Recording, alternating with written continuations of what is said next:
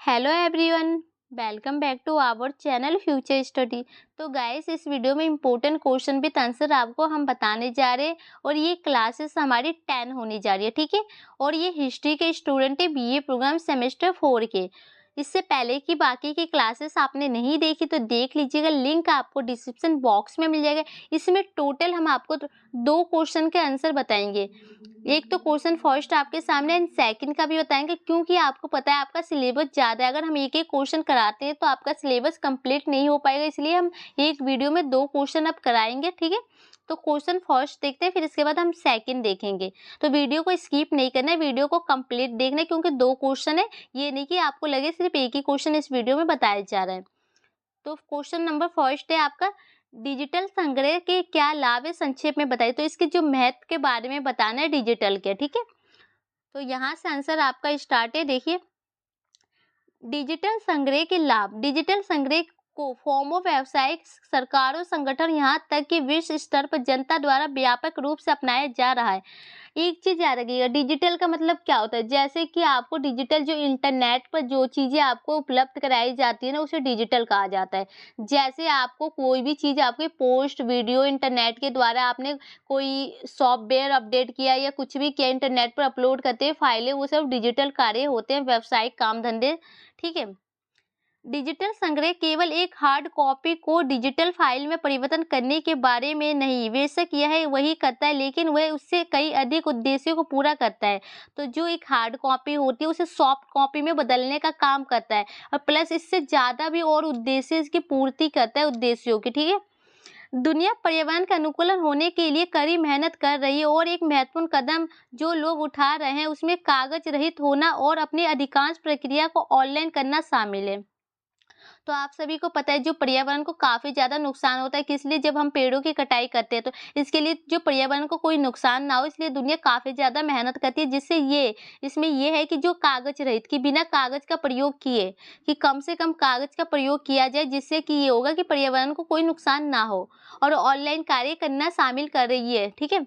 Digital संग्रह एक ऐसी चीज है जिस पर व्यवसाय आगे बढ़ा है, और इससे एक ऐसी चीज है कि जिससे काम धंधे को आगे बढ़ाया जा रहा है। आपको पता है कि इंटरनेट के जरिए यहाँ लाखों के लोग पैसे कमा रहे हैं, एक देश से दूसरे देश से व्यापार कर रहे हैं ऑनलाइन माध्यम से। वैश्वीकरण के, जैसे कि आपको पता ही है इंटरनेट के जरिए कैसे वैश्वीकरण किया जाता है।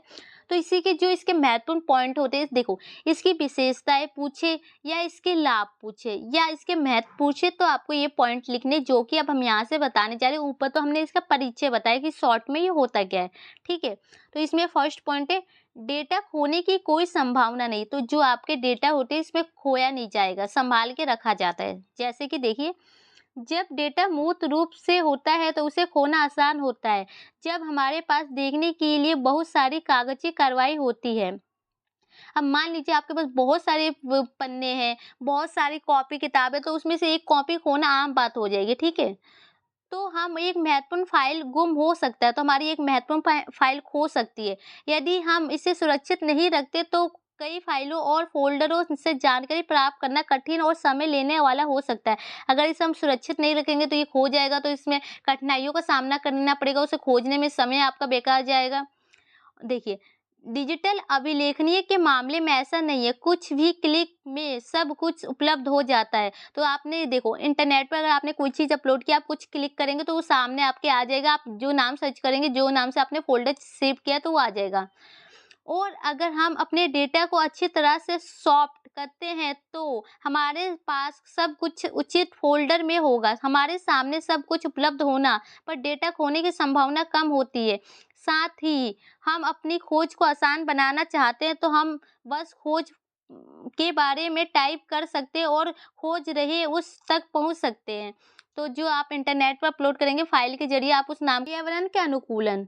तो ये देखो, इसमें क्या है, इसमें यही बताया जा रहा है कि जो आपको पर्यावरण को बचाना चाहिए, पर्यावरण का अनुकूलन कार्य करना चाहिए, जो कि आपको वेस्ट नहीं करना चाहिए। कागज को बनाने के लिए कितने सारे पेड़ों को काटना पड़ता है, जिससे पर्यावरण को नुकसान होता है। तो आपको पर्यावरण का अनुकूलन कार्य करना चाहिए, कम से कम कागज का प्रयोग करना चाहिए। इस पॉइंट के अंदर यही मतलब है, एक बार देख लेते हैं।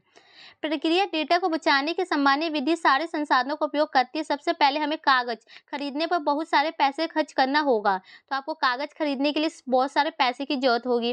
कागज का उपयोग पर्यावरण के अनुकूलन विफल नहीं माना जाता। हम महीने कागज के ढेर का उपयोग करना संसाधनों की बर्बादी के अलावा और कुछ नहीं। तो हर महीने हम कागज का उपयोग करेंगे, जो संसाधन की बर्बादी हो रहा है और कुछ नहीं है, पैसे की बर्बादी है।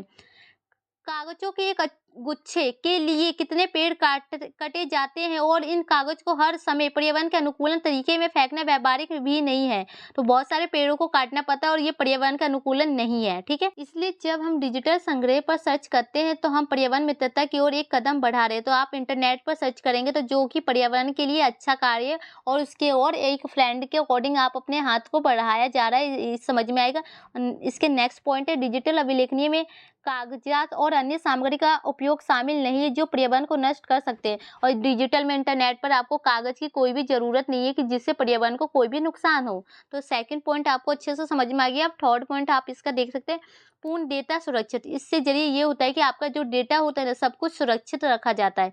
यदि हमारे पास बहुत अधिक गोपनीय डेटा है जिसे हम लोगों के साथ साझा नहीं करना चाहते, तो हमें जानकारी के साथ थोड़ा अतिरिक्त सावधान रहना होगा।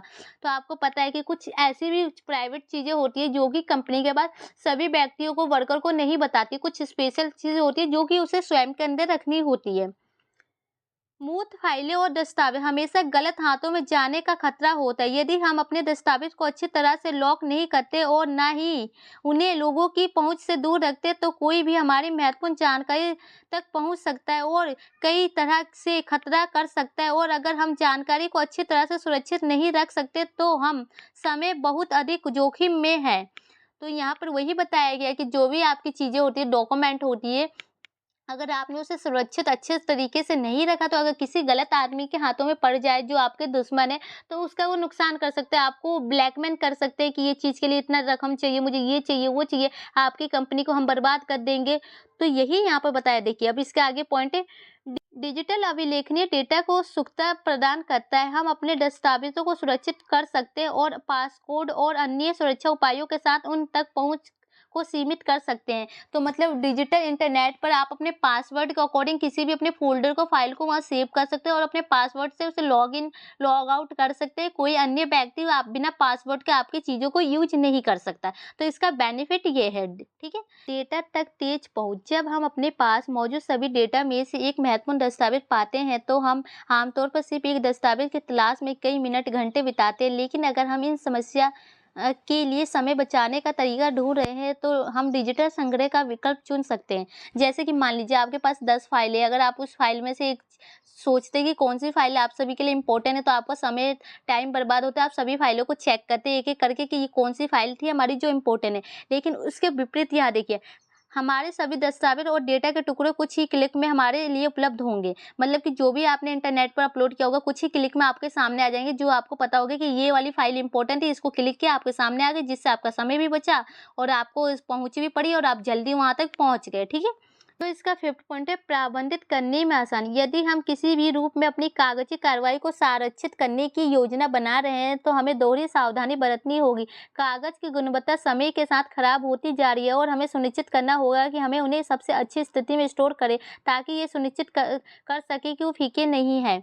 यह सब मुश्किल है क्योंकि विभिन्न रसायनों के उपयोग के बिना कागज को संरक्षित करना संभव नहीं है। तो आप सभी को पता है कि अगर आपने किसी भी चीज़ को अच्छे से संभाल के रखना चाहते हैं, कोई डॉक्यूमेंट को, कागज पर लिखे गए सभी कागज ज़्यादा समय तक टिक नहीं सकते। कुछ ऐसे होते हैं जो रासायनिक उपकरण की सहायता से ही लंबे समय तक रह सकते हैं, नहीं तो वो खराब हो सकते हैं, पेज गल सकते हैं, कुछ मिट सकता है उस पर, तो इससे आपको नुकसान होगा।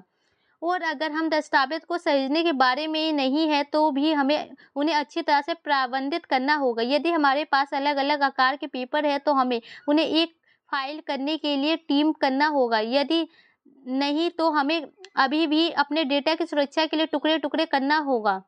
तो आप सभी को पता है अलग अलग फाइलों में उसको फिट करना होगा, अलग अलग टुकड़े करना होगा कि वहाँ पर सुरक्षित रखा जाए। पंच करना होगा और फिर उन्हें अच्छी तरह से संरक्षित करना होगा। पंच मतलब पिन लगा के उसे अच्छे से रखना होगा। लेकिन इसके विपरीत देखिए, डिजिटल अभिलेखनीय के मामले में ऐसा नहीं है। हमें केवल दस्तावेज को स्कैन करना है और हमें उन्हें सही फ़ोल्डर में सहेजना है। तो मतलब डिजिटल में क्या फ़ायदा होगा कि आप उसको स्कैन करके पीडीएफ फाइल बना के उसे फ़ोल्डर में करके आप उसे अपलोड कर सकते हैं, कहीं भी सेव कर सकते हैं अपने पीडीएफ को, ईमेल पर, डॉक्यूमेंट में, कहीं भी जाके। तो बेनिफिट देख रहे हैं? तो इतना एग्ज़ाम्पल दिया है इसके विपरीत, मतलब इसके नेगेटिव पॉइंट में, ठीक है? और पॉजिटिव में आप लिखेंगे तो ये 3 लाइनिंग इसके दिखाया गया है। जो इसका 6 पॉइंट है, कुल लागत बचाए, मतलब ये देखो, अगर आपको कॉपी, पेन ये सब आप चीज़ें खरीदेंगे तो इसमें आपके पैसे खर्च होंगे, फाइल खरीदेंगे, फ़ोल्डर खरीदेंगे, उसको पिन मारने के लिए स्टेपलर चाहिए। अगर आपने वही डिजिटल के अकॉर्डिंग कार्य किया, पीडीएफ फाइल बनाई, तो इस सब की चीज़ें की आपको ज़रूरत नहीं पड़ेगी, तो आपके इससे पैसे बचेंगे, लागत बचेगी, ठीक है? तो ये सब चीज़ें आपको बताना होगा और आप उसे अच्छे से रख सकते हैं, यही पॉइंट का मतलब है इसमें। तो आप इसे बना के भी लिख सकते हैं, जैसे कि देखिए, क्योंकि हमारे डेटा को अन्य स्थानों पर ले जाना और भेजने में निवेश नहीं करना पड़ता। बड़ी संख्या में व्यवसाय फॉर्म, फाइल भंडार के लिए डेटा संग्रह के विकल्प चुन रहे हैं, क्योंकि इससे बहुत कम लागत लगती है। तो आपको पता ही है कि इलेक्ट्रॉनिक माध्यम से, इंटरनेट के माध्यम से आपको यहाँ की फाइलें आप विदेश में भी भेजा जा सकता है। अगर वही आपको डॉक्यूमेंट अगर आपको फाइल के ज़रिए भेजनी होगी तो उसके डाकघर के किराए, कितने चीज़ें आपको चाहिए, वहाँ पर जाने के खर्चे, आने के खर्चे, ये सब आपको लगते हैं कि नहीं? इससे आपके पैसे बचते हैं, ठीक है? इसी का नेक्स्ट पॉइंट आप देख सकते हैं। पन प्राप्त करने का दूसरा मौका क्या होता है? जब हम अपनी फाइल और दस्तावेज त्याग देते हैं, वे हमेशा के लिए चले गए। डेटा को सहेजने और संरक्षित करने की भौतिक पद्धति के साथ नहीं। यही समस्या है और यदि हम दस्तावेज वापस चाहते हैं तो उन्हें पुनः प्राप्त करना असंभव है। आगे यहाँ पर ये बताया जा रहा है, अगर आपने फाइल में कोई चीज़ की है, अगर आपने उसको किसी को दे दिया तो उसके बाद आपको पुनः प्राप्ति नहीं की जा सकती है। अगर वही चीज़ आपके पीडीएफ फाइल में आपने उसको किसी को शेयर कर भी दिया, जब भी वो आपके फ़ोन में वो चीज़ें देखने को मिलेगी, तो जिसे आप पुनः प्राप्ति कर सकते हैं। तो यही पॉइंट इस पॉइंट का मतलब है, तो आप इसे बना के लिख दीजिएगा। तो फाइनली ये क्वेश्चन यहाँ पर खत्म हो चुके हैं। इसका जो नेक्स्ट क्वेश्चन है वो आपको हम बताते हैं। तो फ्रेंड देख सकते हैं, इसी का नेक्स्ट क्वेश्चन है क्वेश्चन नंबर 2। रिकॉर्ड और दस्तावेज क्या है? अधिकारी रिकॉर्ड और क्षणिक रिकॉर्ड में क्या अंतर है? तो ये दोनों क्या होते हैं पहले, और इसके दोनों में अंतर क्या है, ये हम आपको इस क्वेश्चन के अंदर बताने जा रहे हैं। तो आंसर देख सकते हैं। रिकॉर्ड ऐतिहासिक फाइल है जो अस्तित्व का प्रमाण पत्र प्रदान करती है। उसका उपयोग व्यवसाय के अस्तित्व की स्थिति को साबित करने के लिए किया जाता है। तो जो रिकॉर्ड क्या है, जो ऐतिहासिक जो भी आपके जो पत्र होते हैं उनके बारे में आपको जानकारी प्रदान करते हैं, और जो आपके व्यावसायिक जो काम धंधे होते हैं ना, उसके अस्तित्व की स्थिति साबित करने के लिए इसे किया जाता है, ठीक है? यह या तो किसी संगठन द्वारा व्यवसाय लेन देन के संबंध में बनाया प्राप्त किया जा सकता है, या इसका उपयोग कानूनी आवश्यकताओं का अनुपालन के लिए किया जा सकता है। तो इसे 2 प्रकार के बनाया जाता है। एक तो ये आपके कानून के अकॉर्डिंग बनाया जा सकता है, ये व्यवसाय के अकॉर्डिंग बनाया जा सकता है, लेन देन किया जा सकता है, ठीक है? इसके आगे देखते हैं। भौतिक मीडिया का प्रकार किसी रिकॉर्ड के वर्गीकरण को प्रभावित नहीं करता। जो भौतिक मीडिया है किसी को प्रभावित नहीं करता। यह कागज, माइक्रोफिल्म या डिजिटल पर भी हो सकता है। तो जो ये कागज का प्रयोग क्या माइक्रो या डिजिटल पर भी इसका किया जा सकता है। रिकॉर्ड संपादन योग्य नहीं है और दोबारा नहीं बनाया जा सकता। संक्षेप में एक ऐतिहासिक दस्तावेज है और किसी रिकॉर्ड को हम दोबारा से नहीं बना सकते, वो योग्य नहीं है, तो उसे ऐतिहासिक दस्तावेज कहते हैं। इसके आगे देखते हैं। रिकॉर्ड के उदाहरण ड्राइवर लाइसेंस, कानूनी फाइलिंग और टैक्स रिटर्न है। तो इसके जो रिकॉर्ड क्या होते हैं, जैसे कि आपके लाइसेंस हो गए, उसके बारे में, ड्राइवर के बारे में आपको कानूनी फाइलें होती है, उसके और टैक्स होते हैं, जो इनकम टैक्स हो गई, उन सभी के बारे में जो सूचना इकट्ठा करके रखते हैं वो रिकॉर्ड रखते हैं, वही होते हैं। रिकॉर्ड में खास अवधारणा कार्यक्रम होते हैं जो एक व्यवसाय, उद्योग और स्थान पर द्वारा परिभाषित होते हैं। और जो रिकॉर्ड को परिभाषित करने के लिए एक उद्योग की जरूरत पड़ेगी, एक स्थान की जरूरत पड़ेगी, एक काम धंधे व्यवसाय की जरूरत पड़ती है। इसका आगे देखते हैं। दस्तावेज एक सामग्री फाइल है जिसमें संचलित असंचलित प्रारूप जानकारी होती है। तो रिकॉर्ड आपको समझ में आ गया कि रिकॉर्ड क्या होता है। रिकॉर्ड में जैसे कि आपको पुराने जो जुल्म किए होते हैं लोग, वो कानूनी रूप से जो पुलिस थाने में भी रिकॉर्ड रखे जाते हैं। और ये दस्तावेज होते हैं जो कि फाइल को कहा जाता है, ठीक है? कागज पत्र के जो आपके संचलित असंचलित प्रारूप होते हैं ना फाइलें, उन्हें कहा जाता है। यह एक संपादन योग्य फाइल है जो इसे कागज या डिजिटल संग्रहित किया जा सकता है। इसे देखो, एक तो कागज के में भी लिखा जा सकता है, एक डिजिटल ऑनलाइन में भी इसको चढ़ाया जा सकता है डाटा को। दस्तावेजों को आवश्यकता अनुसार बदला संशोधित किया जा सकता है, इसे चेंज और बदला जा सकता है। ये लाइव फाइलें हैं जो वर्तमान में लेन देन में उपयोग की जा रही है। दस्तावेज के कुछ उदाहरण ग्राहक सूची, खरीद आदेश और फ़ोन सूचियाँ हैं। जैसे कि उदाहरण के लिए आपको पता चल जाएगा कि जैसे आपने फ़ोन की लेन देन की है, कब खरीदा, कब क्या किया था, उसकी जो भी आप खरीदते हैं उसकी सूचियाँ बनाते हैं, ये सब के बारे में ग्राहकों द्वारा। उनकी व्यवसायिक आवश्यकताओं से परे दस्तावेज के लिए कोई अवसर प्रतिधारण कार्यक्रम नहीं है। सभी रिकॉर्ड दस्तावेज है लेकिन सभी दस्तावेज रिकॉर्ड नहीं है। तो जो भी देखो यहाँ पर एक चीज़ आपको नोटिस करना है, जो सभी दस्तावेज क्या होते हैं, रिकॉर्ड होते हैं, कि जो भी आपने लिखा है, डेटा चढ़ाया है, वो सब रिकॉर्ड है। लेकिन जो रिकॉर्ड दस्तावेज प्रारूप शुरू करने होते हैं और फिर उन्हें अंतिम रूप देने के बाद रिकॉर्ड बन जाते हैं। तो जो आप बनाते हैं उसको अंतिम रूप देते हैं तो वो रिकॉर्ड बन जाता है दस्तावेज को। ठीक है, आपने उसे लिखा, दस्तावेज हुए, फिर उसके बाद जो रिकॉर्ड बन गया क्योंकि आपने उसे डेटा को सुरक्षित करके चढ़ा दिया एक जगह। उदाहरण के लिए खाली फॉर्म एक दस्तावेज है और फिर इसे भरने के बाद एक रिकॉर्ड बन जाता है। जैसे कि आपको एक खाली फॉर्म, जैसे आप एप्लीकेशन लिखते हैं तो फॉर्म है एक दस्तावेज, मतलब एक कागज़ है, अब उसे आपने लिख दिया तो एक रिकॉर्ड बन गया। अगर आपको कोई भी कुछ भी चेंजिंग करानी है, एक्चुअल कैंपस जाके आप एक लेटर लिखते हैं तो वो आपका क्या होता है, रिकॉर्ड बन गया, वहाँ पर आप जमा करते हैं। जब भी वो चेंज करते हैं कि आने वाले फ्यूचर में अगर आपने कभी कुछ कहा कि हमने चेंज नहीं कराया तो वो रिकॉर्ड वो दिखा सकते हैं। तो आपको रिकॉर्ड और दस्तावेज का अंतर पता चल गया क्या होता है। ठीक है, रिकॉर्ड अवधारणा आवश्यकताओं के अंतर्गत आते हैं और व्यक्ति को अपने स्थान और उद्योग के आधार पर अवधारणा और शेड्यूल करके रखना चाहिए और अपडेट करना चाहिए। तो अपने अकॉर्डिंग इसको अपडेट भी किया जा सकता है, इसको शेड्यूल देख के आप कुछ चेंज भी कर सकते हैं। इसके आगे देखिए, आधिकारिक रिकॉर्ड यह कुछ तथ्य, नीति या संस्थागत स्थिति या निर्णय को स्थापित करने की कानूनी रूप से मान्यता प्राप्त और न्यायिक रूप से लागू करने योग्य गुणवत्ता वाले रिकॉर्ड विश्वविद्यालय की प्रासंगिकता इकाई द्वारा फाइल पर रखे गए दस्तावेज की एकाधिकारी प्रतीक और आमतौर पर हमेशा नई मूल होती है। अभिलेख प्रावधान कार्यक्रम और अवधारणा सूची अनुसूची में शामिल अभिलेखनीय प्रतिधारणा आवश्यकताओं के अधीन है। तो इसमें देखो, अधिकारी रिकॉर्ड क्या होता है कि जैसे कि आपको कुछ न्यायिक होते हैं, कुछ रिकॉर्ड होते हैं जो विश्वविद्यालय द्वारा प्रासंगिक द्वारा दस्तावेज, वो सभी को आप संभाल के रखते हैं और उनके बारे में, उनके प्रावधान के बारे में चेक करते हैं, सूची बनाते हैं। ये सब अधिकारी रिकॉर्ड होते हैं। अधिकारी या अस्थायी सुविधा रिकॉर्ड में भी महत्वपूर्ण जानकारी हो सकती है। किसी विभाग के संचालन के लिए महत्वपूर्ण जानकारी को आवश्यक माना जाता है और इसमें ऐसी जानकारी शामिल होती है जो किसी विभाग को गंभीर दायित्व या जोखिम उठाने से रोक सकती है। तो इसमें जो इनके दायित्व क्या होते हैं कि जो कि जोखिम उठाने से, किसी को कोई समस्या आने से वो सब रोक सकते हैं उनकी जानकारी को देख के। ठीक है, इसके आगे देखते हैं, या जिसे बदलना बेहद महंगा होता है। आपदा की स्थिति में यदि यह जानकारी नष्ट हो जाती है तो विभाग के लिए सामान्य व्यवसायिक गतिविधियों का संचालन करना मुश्किल हो जाएगा। अगर मान लीजिए किसी आपदा आ जाए, कोई भूकंप आ जाए, जो उनके रिकॉर्ड की जानकारी नष्ट हो जाएगी तो उनके लिए काफ़ी ज़्यादा उससे समस्याएं पैदा हो सकती है। विश्वविद्यालय के संकलन और कर्मचारियों को यह निर्धारित करना चाहिए कि अभिलेखों के महत्वपूर्ण जानकारी और तदनुसार उनका रखरखाव और निपटारा करना चाहिए। तो उनको एक महत्वपूर्ण जानकारी को अकॉर्डिंग देखा ना जाना चाहिए। कर्मचारी विश्वविद्यालय होते हैं, अभिलेखों को संभाल के जानकारी को अकॉर्डिंग रखा जाना चाहिए। इसके आगे नेक्स्ट पॉइंट देखिए, कोई भी रिकॉर्ड अधिकारी या अस्थायी सुविधा एक सार्वजनिक रिकॉर्ड माना जाता है। हालांकि सभी सार्वजनिक रिकॉर्ड जारी किए जाने के अधीन नहीं है। तो जो सभी जो सार्वजनिक रिकॉर्ड माने जाते हैं, कौन सी जो सुविधा के लिए होती है, सार्वजनिक रिकॉर्ड मानी जाती है। ठीक है, तो लेकिन सभी सार्वजनिक रिकॉर्ड जारी करने के अधीन नहीं होते, कोई भी व्यक्ति नहीं कर सकता। तो फाइनली यहाँ पर ये क्वेश्चन का आंसर कंप्लीट हो चुका है। इस वीडियो में हमने आपको 2 क्वेश्चन इंपॉर्टेंट बताए जो कि आपके पेपर में आने के चांस है।